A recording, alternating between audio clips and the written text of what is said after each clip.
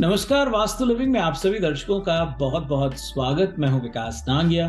दर्शकों, एक नया एपिसोड और एक नया विषय लिए हम हाजिर हैं हमारी वास्तु और फंग शुई कंसल्टेंट पल्लवी छिल्लावाड़ा जी के साथ। आइए सबसे पहले कार्यक्रम में उनका स्वागत करते हैं। पल्लवी जी, वास्तु लिविंग में आपका बहुत-बहुत स्वागत। शुक्रिया।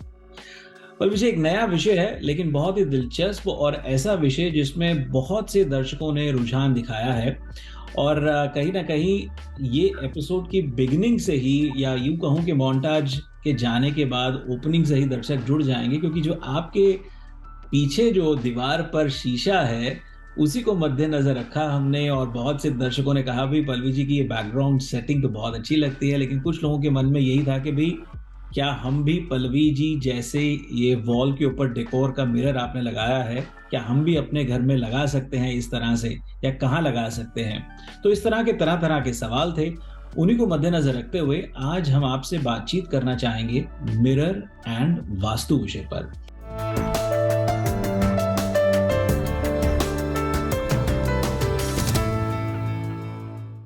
क्या कहेंगे हमारे आज के विषय के बारे में? बहुत अच्छा विषय है। मिरर अपने आप में बहुत ही अट्रैक्टिव प्रोडक्ट है, हर एक को अच्छा लगता है। कैसे कहते हैं कि अगर आपको अपनी खुद की सुंदरता देखनी हो तो उसमें सिर्फ आपका सपोर्ट मिरर कर सकता है, उसके अलावा आप अपने आप को कभी देख ही नहीं सकते हो। जी। एंड वैसे देखने जाओ तो मिरर जो है वो हर घर के डेकोरेशन में दिखाई देता है। वो शायद हमारी फैमिली का एक हिस्सा जैसा है।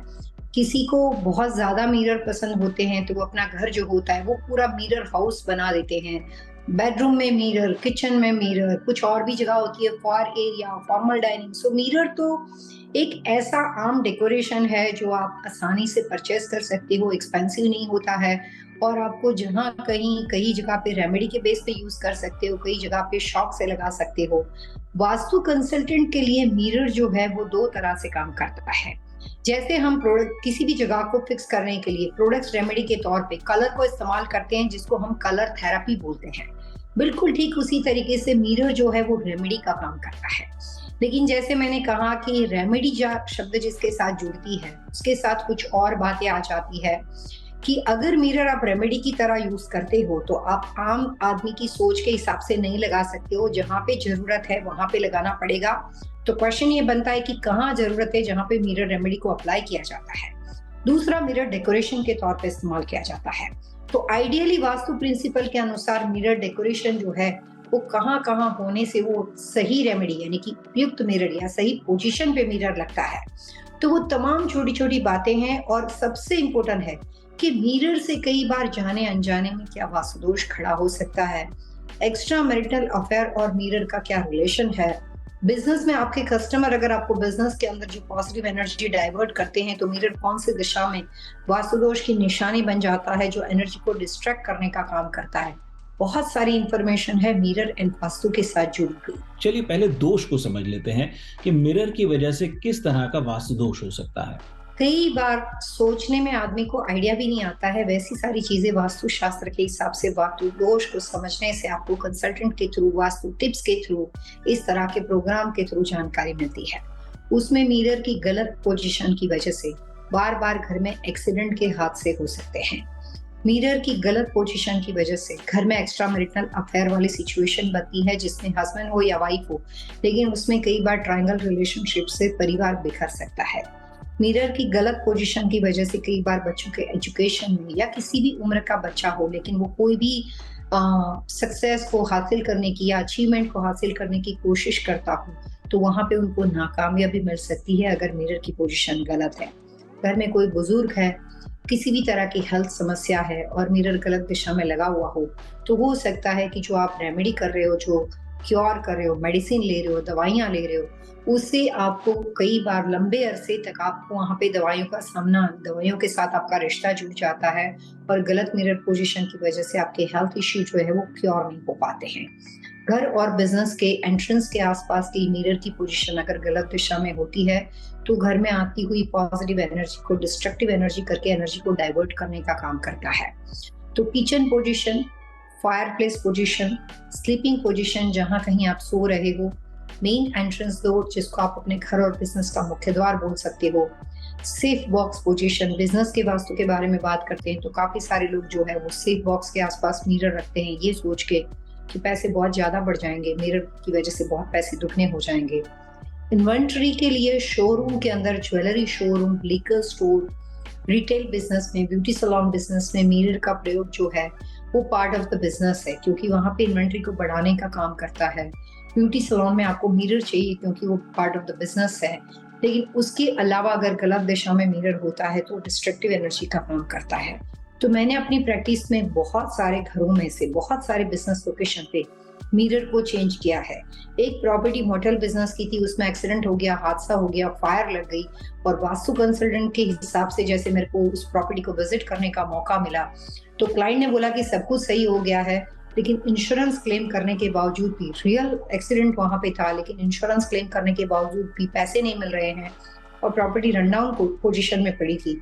और वो पूरे वास्तु दोष की वजह जब कंसल्टिंग के तौर पे देखा गया तो केस स्टडी में ऐसा दिखाई दिया कि मिरर की रॉन्ग पोजीशन की वजह से पूरा इंसिडेंट बन गया। तो बहुत सारी बातें हैं, मैं आपके साथ एक-एक करके केस स्टडी शेयर करना चाहूँगी। जी, पल्लवी जी आपने कहा कि एंट्रेंस पे किस दिशा में, किस तरह से मिरर प्लेस किया गया है, ये बहुत इम्पोर्टेंट है क्योंकि उससे पॉजिटिव वाइब्स आते-आते भी रिवर्ट बैक कर जाती हैं, चली जाती हैं। थोड़ा ये गाइड करेंगे क्योंकि एंट्रेंस पे मैंने बहुत सारे लोगों के मिरर को देखा है और वो शायद इस वजह से भी कि एक तो क्या होता है कि घर थोड़ा-सा बड़ा लगता है, दूसरा ये कि भी वो जब कभी आ रहे हैं या जा रहे हैं लोगों को जैसे एक होता है कि भी अपने आप को देखते हुए, सँवारते हुए कि भी मेरे लुक्स कैसे लग रहे हैं, ड्रेस अप कैसे लग रहे हैं, तो उस तरह से एंट्रेंस पे अक्सर मैंने देखा है कि लोगों के यहाँ मिरर होता है। क्या कहेंगे? बिल्कुल सही है। कई पहले अमेरिका में, कनाडा में एक ऐसा ट्रेंड था कि अगर आपके घर की एंट्री छोटी हो, आपने यूके वगैरह में घर देखे होंगे कि कई बार एंट्रेंस उसका बहुत छोटा होता है, स्टेप फ्लोर में घर होता है। तो पुराने ज़माने में जब ये परंपरा शुरू हुई, तब ऐसी थी कि अगर आपके घर का entrance, beginning main entrance door अगर छोटा हो, टाउन होम हो, घर के बाद स्टेप फ्लोर में सेकंड फ्लोर पे घर शुरू होता हो और नीचे वाले फ्लोर पे सिर्फ सीढ़ियाँ और आपका दरवाजा पड़ता हो, तो ऐसी कंडीशन में मिरर को इलाज के तौर पे, रेमेडी के तौर पे यूज किया जाता था। तो वो बात प्रचलित होते होते ऐसा हो गया कि एक जैसे ट्रेंड जैसा बन गया है कि अगर आपके घर का ब्यूटीफुल फॉयर एरिया है, चाहे कितना भी बड़ा क्यों ना हो, लेकिन उसके बावजूद भी एक ऐसा कॉन्सेप्ट बन गया है कि अगर फॉयर है तो मिरर तो लगाना ही पड़ेगा। नीचे कॉन्सल टेबल लग जाता है, ऊपर मिरर लग जाता है। एक इमेज लोगों के दिमाग में बैठ गई है। लेकिन मुझे 100% मालूम है, मैं बहुत सालों से अपने पिताजी के टाइम से प्रैक्टिस करती हूँ। उस वक्त भी हम लोग बाहर, कंट्री के बाहर फ्लाई करते थे, तो मुझे खास मालूम है कि ये जो परंपरा शुरू हुई थी वो ऐसी प्रॉपर्टी पे शुरू हुई थी जहाँ पे फर्स्ट फ्लोर पे एंट्री थी और सीढ़ियाँ थी और उसके बाद में आपका घर सीधा सेकंड फ्लोर से शुरू होता था। वास्तु कंसल्टेंट होने के नाते मैं कहना चाहूंगी कि अगर आपके घर का मेन एंट्रेंस डोर और छोटा है, घर में एंटर करने के साथ ही काफी बड़ी वॉल पड़ती है एंड फॉयर एरिया जो आपका है वो बहुत छोटा है, तो मिरर को रेमेडी के तौर पे इस्तेमाल किया जाता है। उसके अलावा जितने भी लोग फॉयर एरिया में उसको ब्यूटीफुल करने के लिए जो मिरर लगाते हैं, उनको ये समझ के लगाना है जहाँ पे कहीं पे भी आपके एंट्रेंस डोर का रिफ्लेक्शन ना होता हो। कई बार हम साइड वॉल पे लगाते हैं तो काफी क्लाइंट्स बोलते हैं कि पल्लवी ये साइड वॉल पे इस पे एंट्रेंस डोर दिखाई नहीं देता है। मैं चल के उस मिरर के सामने जाती हूँ और उनको बोलती हूँ आप यहाँ पे आओ और यहाँ पे देखो कि इसमें आपका एंट्रेंस डोर दिखता है कि नहीं। तो उस साइड की वॉल पे जाके देखते हैं तो उनको लगता है कि हाँ मिरर पे एंट्रेंस डोर दिखता है, क्योंकि मिरर का स्वभाव है कि वो अपने आप में काफी ज्यादा वाइड, बहुत ज्यादा बड़ा सा रिफ्लेक्शन वो अपने आप में समेट लेता है।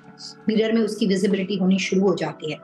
तो मिरर में आपको मेन डोर सामने दिखता हो ना दिखता हो, कोई भी साइड वॉल आपकी ऐसी हो जिसमें मुख्य द्वार का रिफ्लेक्शन होता हो, तो वास्तु प्रिंसिपल के अनुसार और फंग शुई के अनुसार रेसिडेंशियल और बिजनेस प्रॉपर्टी में मेन एंट्रेंस डोर को रिफ्लेक्ट करता हुआ मिरर कभी भी नहीं लगाना चाहिए। उससे पॉजिटिव एनर्जी जो होती है वो डाइवर्ट हो जाती है और प्रॉपर्टी के अंदर पॉजिटिव एनर्जी, ऊर्जा नहीं रहती है, सकारात्मक ऊर्जा वहां पे चली जाती है, जिससे कई बार वहाँ की डेली लाइफ, वहाँ पे रहने वाले लोगों की लाइफ में ऑब्स्टिकल बहुत ज्यादा आने शुरू हो जाते हैं। सो फॉयर एरिया में और पोर्च एरिया में, घर के बिल्कुल बाहर के एरिया में अगर आपके पास ब्यूटीफुल पोर्च हो और आपने दोनों राइट लेफ्ट वॉल पे डेकोरेशन में मिरर लगाया हुआ हो और उसमें रिफ्लेक्शन में मेन डोर आपका दिखता हो, तो उस कंडीशन में मिरर जो है वो वास्तु दोष की निशानी बन जाएगा और मेन डोर के आसपास के एरिया में सोचे समझे बिना मिरर को नहीं लगाना चाहिए। दर्शकों, वास्तु लिविंग में अब वक्त तो चला है एक छोटे से ब्रेक का और ब्रेक के उस पार हम पल्लवी जी से जानेंगे कि मिरर से पॉजिटिव एनर्जी को किस तरह से एनहांस किया जा सकता है, उसको फ़ायदे में किस तरह से लाया जा सकता है, और दूसरा फिर डेकोर मिरर पर तो बातचीत होगी ही। बहुत जल्द हाज़िर होंगे।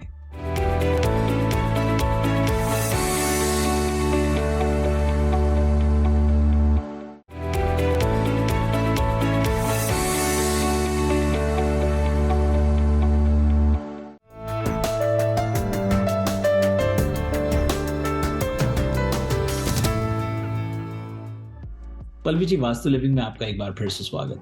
शुक्रिया। ब्रेक से पहले आपने मिरर से जुड़े वास्तु दोष के बारे में जानकारी दी, और साथ ही साथ कहीं ना कहीं छोटे उपाय बताते हुए आपने कहा कि अगर आप उसको मिरर को पेंट कर सकते हैं, कोई स्क्रीन लगा के उसको प्रोटेक्ट कर सकते हैं, मतलब एक सीधा सीधा ये समझ आ जाता है कि आपको तोड़-फोड़ करने की ज़रूरत नहीं है। आप ये छोटे सिंपल रेमेडी को अप्लाई कर लें, तो एक ये है कि एटलीस्ट जो पॉजिटिव एनर्जी आनी चाहिए। अब आप क्लोजेट तो दूर कर नहीं सकते हैं। अगर डेकोर मिरर है तो उसको मूव कर सकते हैं, वहाँ से कहीं और दिशा में लगा सकते हैं। तो इस तरह की बात आपने गाइड करी थी। यहाँ इस सेगमेंट में बातचीत शुरू करते वक़्त आपसे थोड़ा ये समझना चाहेंगे कि मिरर का पॉजिटिव एनर्जी को एनहांस करने के लिए किस तरह से प्रयोग किया जाए, किस तरह से लाभ उठाया जा सकता है? मिरर जो होता है, जब अगर हम रेमेडी के तौर पे इस्तेमाल करते हैं तो वहाँ पे 2-3 चीज़ें होती हैं। अगर कोई स्टोर है जो बहुत छोटा हो और वहाँ पे जो उन्होंने डिस्प्ले किया है वो उनका डिस्प्ले एरिया काफ़ी छोटा हो, तो लोगों को वहाँ पे एक अच्छी फीलिंग नहीं आती है। एनर्जी की वजह से कई बार लोगों को ऐसा लगता है कि बहुत ही कोज़ी एरिया है, बहुत ही छोटी जगह है, तो अच्छा बिज़नेस कर पाते हैं, वाइड बिज़नेस कर पाते हैं। एक बड़ा-सा लुक जो होता है शोरूम और डिस्प्ले का, वो नहीं आता है। तो वहाँ पे मिरर इस्तेमाल किया जाता है रेमेडी के तौर पे, जिसमें जो प्रोडक्ट्स इन्वेंटरी की डिस्प्ले वॉल होती है, उस डिस्प्ले वॉल के अंदर पीछे पूरा मिरर लगाया जाता है, जिसमें उनकी जो ज्वेलरी होती है, कोई भी तरह का लिकर स्टोर बिजनेस हो, ब्यूटी सैलून बिजनेस हो, तो वॉल पे मिरर इसलिए लगाया जाता है ताकि वहाँ पे जो लोग काम करते हैं, जो उनके कस्टमर्स होते हैं, उनको कई बार इन्वेंटरी को डबल करने के लिए, यानी कि अगर कम इन्वेंटरी है तो वहाँ पे ज़्यादा लगती है, अगर छोटी सी स्टोर की दुकान की डिस्प्ले एरिया है तो काफ़ी बड़ा लगता है, और अगर ब्यूटी सैलून है तो वहाँ पे मिरर इस्तेमाल करने से जो भी आपने सर्विस दी है, वो सर्विस जब अपना कस्टमर वहीं पे बैठे-बैठे अपनी पूरी जो आपकी जो इमेज आपने उनको जो नया लुक दिया है वो देखता है, चाहे आईब्रो का हो, हेयर का हो, ब्यूटी का हो, तो उससे कस्टमर को एक सैटिस्फैक्शन मिलता है। तो कस्टमर वहाँ से अपनी जगह से हिले उससे पहले उसको वहाँ पे आपकी जो उसकी जो इफेक्ट है वो दिखती है, और वहाँ पे उसके ऊपर बहुत सारी डिस्प्ले लाइट्स लगाई जाती है। अगर ज्वेलरी बिजनेस और बाकी सब जगह पे शोरूम में जहाँ पे डिस्प्ले मिरर को इस्तेमाल किया जाता है, उसके साथ मिरर प्लस लाइट का होना बहुत जरूरी है। अगर सिर्फ मिरर होता है तो छोटी जगह के अंदर मिरर में अंधेरे होने की चांसेस बढ़ जाते हैं, तो मिरर प्लस लाइट को साथ में लगाया जाता है। घर के बारे में बात करते हैं तो अगर आपका अपार्टमेंट बिल्डिंग है, घर का एंट्रेंस काफी छोटा हो, तो वहाँ पे बहुत ही डिफरेंट तरह के मिरर मार्केट स्पेशल आते हैं जो एनर्जी को बाहर डाइवर्ट नहीं करते हैं, लेकिन वो वहाँ पे जो जितने लोकेशन पे आप लगाते हो उसमें एंट्रेंस डोर को रिफ्लेक्ट ना करते हुए मिरर को लगाया जाता है। और कई बार बहुत छोटी जगह हो तो छोटे छोटे मिरर्स को इस्तेमाल किया जाता है। बड़ा सा मिरर नहीं होता है, छोटे छोटे मिरर्स होते हैं जिसमें रिफ्लेक्शन जो होता है वो बिल्कुल वहाँ पे कट जाता है, ताकि आपको पूरा एक मेन एंट्रेंस डोर दिखाई नहीं देता है। तो रेमेडी के तौर पे काफी जगह पे मिरर को लगाया जाता है। खास करके जब कभी अनमैरिड बच्चों के बारे में बात होती है, या दोबारा आप शादी करने के लिए सोचते हो और अगर किसी भी वजह से वहां पे कोई अड़चन आती है, रुकावट आती है, ऑब्स्टिकल आते हैं, तो वहां पे शादी की अलग अलग तरह की जो रेमेडी की जाती है, व्यक्ति दर व्यक्ति इंडिविजुअल इंफॉर्मेशन को देखकर उनका एक रोमांस कॉर्नर वास्तु में दिखाई देता है। जैसे आपका पर्सनालिटी इंप्रूवमेंट का कॉर्नर होता है, वेल्थ का कॉर्नर होता है, हेल्थ का कॉर्नर होता है, वैसे व्यक्ति दर व्यक्ति एक रोमांस का कॉर्नर होता है। वो जो पूरा कैलकुलेशन होता है उसको आया कैलकुलेशन बोलते हैं। तो कैलकुलेशन हम करते हैं और उसके बाद देखते हैं कि इनका रिलेशनशिप इंप्रूवमेंट का कॉर्नर कौन सा है, रोमांस का कॉर्नर कौन सा है, और वहां पे उस कैलकुलेशन को करके उसके बेडरूम में जहाँ पे वो सोते हैं उनके सामने मिरर लगाया जाता है, और जो उसका रोमांस का कॉर्नर होता है वहां पे एक छोटा सा वाटरफॉल लगाया जाता है। आमतौर पे वास्तु के हिसाब से बेडरूम के अंदर मिरर रिफ्लेक्शन वो वैसे मिरर को नहीं लगाया जाता है, क्योंकि अगर आप बिना सोचे समझे लगाते हो तो उसका साइड इफेक्ट होता है और उससे एक्स्ट्रा मैरिटल अफेयर बन जाता है अगर आप मैरिड व्यक्ति के कमरे में लगाते हो। लेकिन यही बात कई बार अनमैरिड लड़कियों के कमरे में, बॉयज के कमरे में, दोबारा कोई भी तरह के डिवोर्स हो गया है या दोबारा शादी की कोशिश करने वाले लोगों को बहुत टाइम लग रहा है और किसी भी वजह से राइट उनको वहां पे अपना पार्टनर नहीं मिल रहा है, तो रेमेडी के तौर पे हम मिरर का प्रयोग करते हैं और वो मिरर रेमेडी के माध्यम से, मिरर एंड वाटर उसमें साथ में होता है, और मिरर के माध्यम से उनको जो भी वो कोशिश करते हैं उसमें राइट टाइम पे राइट पार्टनर बहुत आसानी से मिल जाता है। मैंने अपनी प्रैक्टिस में ये फॉर्मूला लाइफ में बहुत जगह पे अप्लाई किया है और उससे मुझे सक्सेसफुल रिजल्ट मिला है।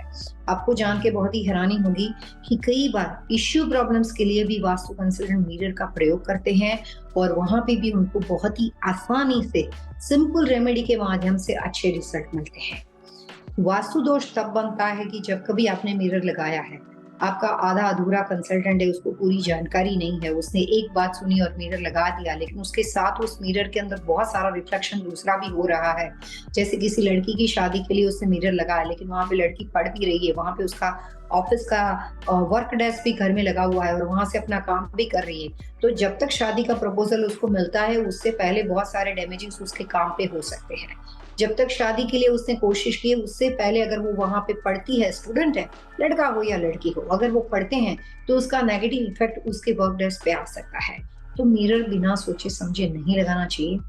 मिरर को लगाने से पहले ये देखना पड़ेगा कि जो आप पर्पस से लगा रहे हो उसके बाद भी मिरर अपने आप में क्या रिफ्लेक्शन, अपने आप में क्या और ज्यादा विजिबिलिटी लेता है, क्या उसमें व्यू रिफ्लेक्ट करता है। तो तमाम चीजों को सोच के मिरर लगाना पड़ेगा। मैं आपके साथ एक केस स्टडी अभी शेयर करना चाहूंगी। मेरे दिल्ली में अभी कुछ दिनों पहले क्लाइंट्स आए थे। उनके घर के एंट्रेंस के पास काफी बड़ा घर था, बहुत बड़ी महलों जैसी कोठी, एक विकेट डोर बना हुआ था। और विकेट डोर से जब आते थे तो बाहर गराज के आसपास के, लाइक आपको मालूम होगा कि दिल्ली में कई बार ऐसे काफी बड़ा विकेट डोर होता है जिससे आप घर में गराज में एंटर करते हो। तो उन्होंने, किसी ने डेकोरेशन के लिए, जो उनका सिक्योरिटी गार्ड था, उसको कहीं से मिरर मिल गया और उसने वहां पे लगा दिया। ऑनर को मालूम तक नहीं था, जब तक उसने कंसल्टिंग मेरे से किया नहीं था, कि अपने यहाँ पे मिरर लगी हुई है, बात का उनको आइडिया तक नहीं था। अब ऐसा था कि घर जो था इस तरह के कंडीशन में बना हुआ था कि साउथ फेसिंग था। विकेट डोर से जो मिरर उन्होंने लगाया, जैसे ही मिरर लगाया, एक एक करके घर के अंदर नुकसान होने शुरू हो गए, बारी बारी नुकसान, जितनी भी कोशिश हो फेल। क्लाइंट सोच में पड़ गया। वो बहुत बड़े इंडस्ट्रियल एस्टेट दिल्ली की जानी मानी हस्ती है और उनका रबर इंडस्ट्री के ऊपर, रबर इंडस्ट्री में वो किंग है। तो उनको लगा था कि कुछ गड़बड़ हो रही है, ताकि लगातार गलत हो रहा है। और उसके बाद किसी ने एडवाइस की कि आप कंसल्टिंग करवा के देखो। तो उन्होंने देखा कि यूएस से उन्होंने कंसल्टेशन करवाने के लिए मेरे को हायर किया। और जब मैंने ऑनलाइन की इमेज देखी, पूरी कंसल्टेंसी का उपाय एक ही था कि गैराज के आसपास जो मिरर लगाए गए थे उसको हमने निकाल दी और ऑटोमेटिकली जो चीज रिवर्स हो रही थी वो सही होनी शुरू हो गई।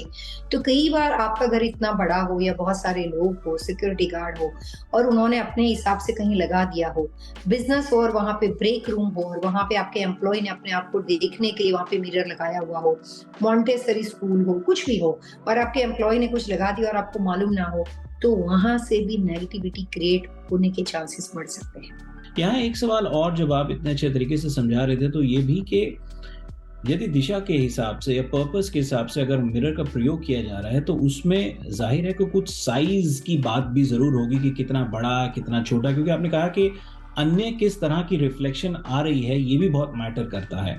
तो ये जरूर समझना चाहूंगा कि अमूमन कोई एक जैसे वास्तु क्या मान्यता देता है कि कितने साइज का मिरर रेजिडेंशियल प्रॉपर्टी में हो तो चलेगा, मतलब बहुत नुकसान नहीं होगा, या बहुत बड़े साइज का, ओवर साइज का है तो उसका नुकसान हो सकता है क्योंकि उसमें बहुत सारी और चीजें रिफ्लेक्ट हो रही होंगी। यही चीज रेजिडेंशियल के साथ साथ कमर्शियल में किस तरह से मान्यता रखती है, थोड़ा गाइड कीजिए। इसका आंसर मैं सिर्फ आपको वन वर्ड में देना चाहूंगी कि जहां कहीं आप मिरर लगाते हो और अगर वो मिरर की साइज 1 इंच से ज्यादा बड़ी नहीं है, सिर्फ 1 इंच का मिरर है, तो आपको नुकसान नहीं करेगा। लेकिन आमतौर पे ऐसा होता नहीं, 1 इंच का मिरर कौन लगाए? तो आप ऑलवेज जब लगाते हो तो 1 इंच से बड़ा ही लगाते हो। जब भी आप 1 इंच से बड़ा मिरर लगाते हो, फिर उसके बाद उसकी साइज कितनी भी बड़ी क्यों हो, रेस्टोरेंट बिजनेस हो, घर के बारे में बात हो, कोई भी अन्य तरह के रिटेल होलसेल बिजनेस हो, मैन्युफैक्चरिंग बिजनेस हो, मिरर अपने आप में बहुत गहरा नुकसान कर सकता है। जैसे मैंने प्रोग्राम की शुरुआत में कहा था कि एक हादसा हो गया एक प्रॉपर्टी पे। वो होटल के अंदर अचानक से वहां पे अनएक्सपेक्टेड कंडीशन में वहां पे फायर हो गया। फॉर्चुनेटली किसी का नुकसान नहीं हुआ, लेकिन पूरी प्रॉपर्टी जो है वो डैमेज हो गई। वो हादसा ऐसे बना कि उन्होंने वो प्रॉपर्टी रन डाउन कंडीशन में बाय की थी क्लाइंट से। उसके बाद उन्होंने रिनोवेशन शुरू किया। जो पुराना था वो माइक्रोटेल था। जिसको माइक्रोटेल के बारे में नॉलेज है उसको मालूम है कि माइक्रोटेल का डेकोरेशन ऐसा है कि बेडरूम्स वगैरह में सब जगह पे काफी बड़े बड़े मिरर्स होते हैं। तो माइक्रोटेल के फ्लैग को ये लोग दूसरे फ्लैग में कन्वर्ट कर रहे थे, तो बहुत सारे मिरर निकले। तो वो मिरर जो मोटेल का यूटिलिटी रूम था, जहाँ पे काफी बड़े-बड़े इलेक्ट्रिकल पैनल थे, बड़ा स्टोरेज एरिया था, और वो मोटेल की रचना ऐसी थी कि उसका पूरा यूटिलिटी रूम था, उसमें वाटर बॉयलर वहाँ पे था, वहाँ पे वाटर सॉफ्टनर था, उसके नेक्स्ट डोर फायर हाइड्रेंट का बहुत बड़ा अरेंजमेंट था, इलेक्ट्रिकल पैनल बने हुए थे और काफी बड़ा रूम था।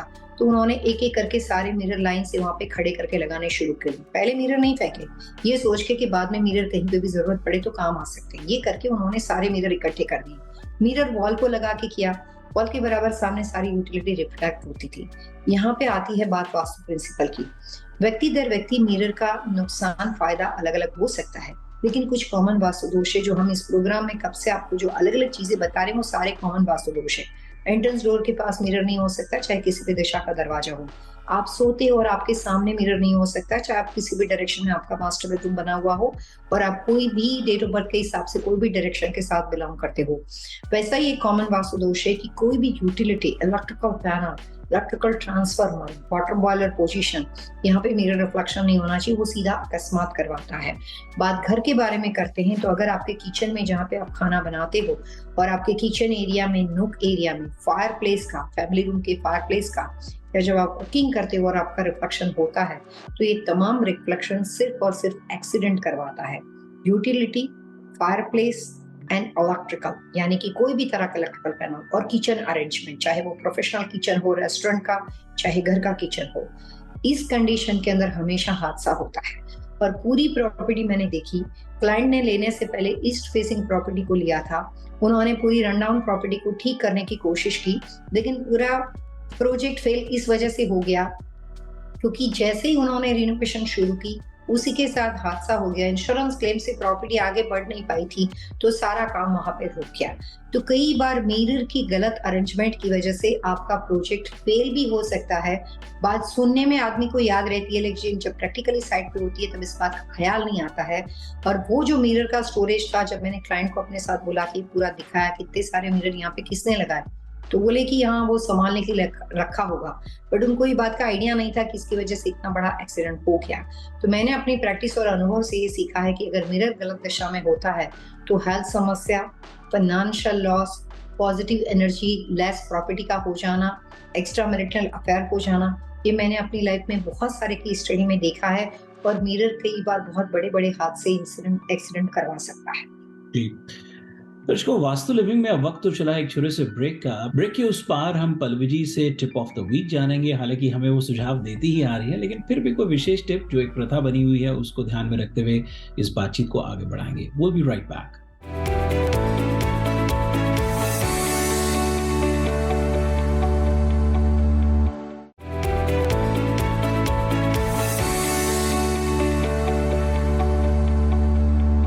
स्वागत आप सबका एक बार फिर से वास्तु लिविंग में। आज हम अपनी वास्तु और फंक्शुई कंसल्टेंट पल्लवी जी से बातचीत कर रहे हैं मिरर एंड वास्तु विषय पर।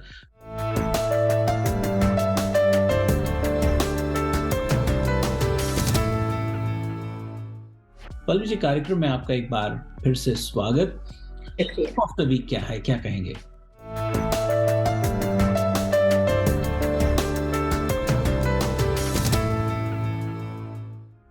सबसे पहले आम आदमी के दिमाग में एक बात होती है कि घर में मिरर लगाना हो तो कहाँ पे लगाना चाहिए। तो मैं आपको इस टिप्स के माध्यम से बताना चाहूंगी कि वास्तु प्रिंसिपल के अनुसार कोई भी रेसिडेंशियल और कमर्शियल प्रॉपर्टी में साउथ फेसिंग मिरर को नहीं लगाना चाहिए। यानी कि साउथ वॉल पे, फेसिंग का मतलब ये नहीं होता है कि मिरर सामने क्या दिखता है, लेकिन कोई भी साउथ वॉल पे मिरर को नहीं लगाना चाहिए। बाथरूम में लगा सकते हो, उसके अलावा जो भी ओपन एरिया होता है, सारे bedrooms, formal living, formal dining, office व्यवस्था, कहीं पे भी साउथ फेसिंग मिरर को नहीं लगाना चाहिए। और मुख्य द्वार में, जहां पे भी आपके घर की सीढ़ियां बनी हुई हो या रेसिडेंशियल कमर्शियल प्रॉपर्टी के अंदर एलिवेटर या स्टेयरकेस बने हुए हो, उसका रिफ्लेक्शन हो, उस कंडीशन में मिरर को नहीं लगाना चाहिए। बहुत ही सिंपल टिप्स है, लेकिन काफी ज्यादा ज्ञानवर्धक है, काफी ज्यादा इंफॉर्मेटिव है, उसके नुकसान काफी ज्यादा बड़े हैं। तो ये दो कंडीशन में मिरर का उपयोग नहीं करना चाहिए। पल्लवी जी, बात छोटी सी है लेकिन कॉमनली देखी जाती है, और कहीं ना कहीं एक मिरर जब उसमें क्रैक आया होता है या कहीं से टूटा हुआ होता है तो कहीं ना कहीं उसका भी कुछ इम्पैक्ट होता है। लोग खर्चा ना करना पड़े और एक महंगी चीज खरीदी भी होती है तो लगी रहती है, सालों साल लगी रहती है। क्या उसका भी कोई वास्तु दोष हो सकता है?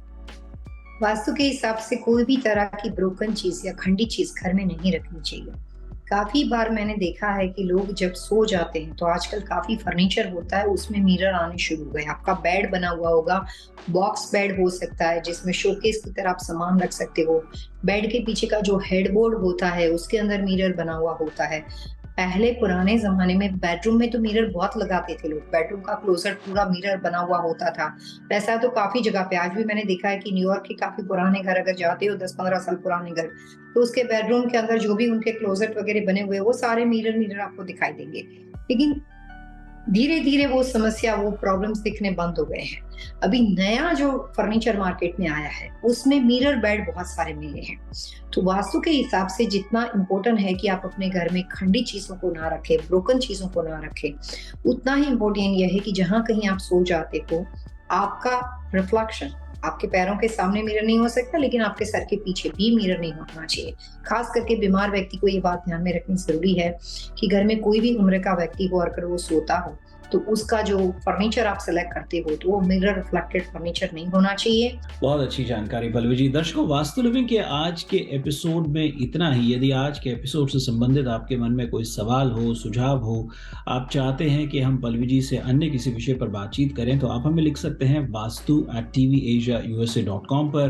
That's VAASTU@tvasiausa.com। और यदि आप पल्लवी जी से सीधा संपर्क करना चाहते हैं तो सरल आसान तरीका है pallavichellawada.com। पल्लवी जी, अगले अंक तक ले आइए, दर्शकों से मिलकर के आज्ञा लेते हैं। Wish you all happy vastu living.